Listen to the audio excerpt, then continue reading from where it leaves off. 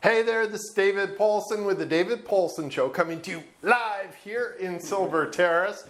And today I'm very lucky because I have my photographer, Mr. Daniel Blue. Hello. This guy is incredible. So if you guys need shots or photos of anything, I think you do anything, don't you? Just about. Okay, cool. But I'm lucky enough to have him do our photo shots for real estate. You are a true artist. Thank you, David. Yeah. So Daniel, just tell me, how important is photography to today's real estate? Photography, images is so important when you're really selling anything. The first thing people see when they go online are images. And these images need to be captivating. These images need to drag potential buyers in and bring them to the house for a potential sale. I don't think there's really anything more important than the images. We live in a very image-based world now. And if the images don't look good, then your sales definitely can decline. And the idea really is to get people to the home. And in order to get them to the home is to have stunning images of the houses. So that's why we got this all staged and looking good. You know, we did the construction and did all that. And now we're at the point where you come in and make it look magic. Awesome. Yes, Magic. Exactly.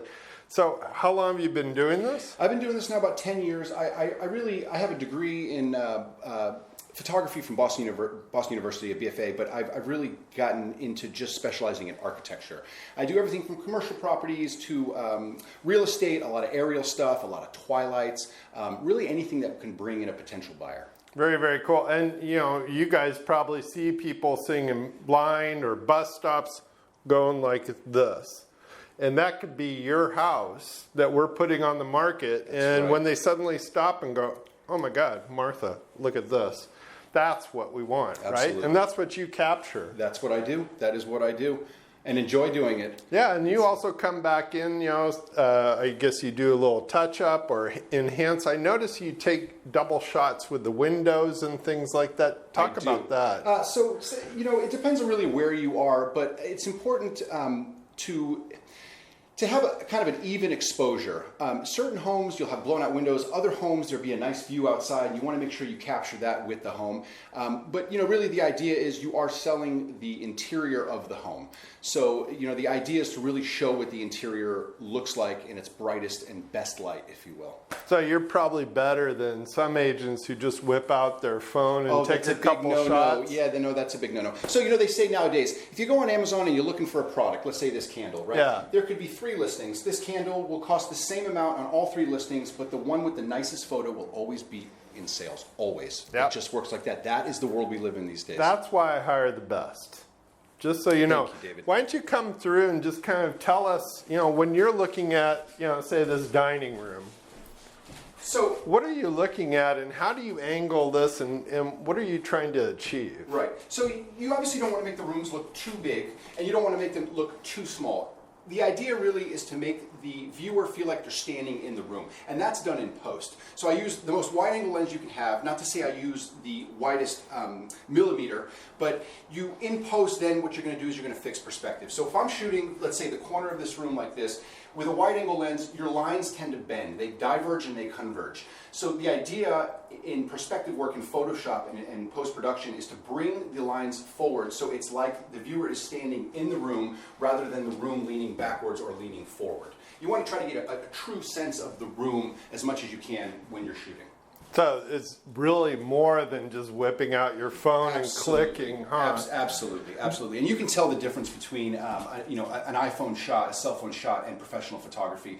Mostly the brights and the lights. Your phone is really meant for, it behaves best in full bright sunlight, like if we're doing a portrait of David and the sun was in front of him, right? But in this room, as you can see, the far right corner is very dark, and then you have this window light. So the idea really is to try to make it as even as possible. There are other ways to do it, which they call HDR. I'm not a true fan of HDR. It's basically taking multiple exposures, smashing them all on together, and blending it. They look a little too crunchy and a little too, in our field, we call it overcooked. Yeah. Right? So my style, I'm known for making the room look as as it is, really, and not lying to the potential customers. You want people to come in and you want them to say, oh wow, the place looks like the images, not wow, this place looks nothing like the images. Yeah. That's also not that's not a really good technique to bringing people, because essentially you're lying to them. Yeah, and I think they'll just walk out, walk in, go, doesn't even look remotely what I like the saw. pictures. That's I'm out right. of here. That's right. So we don't want that, right? That's right.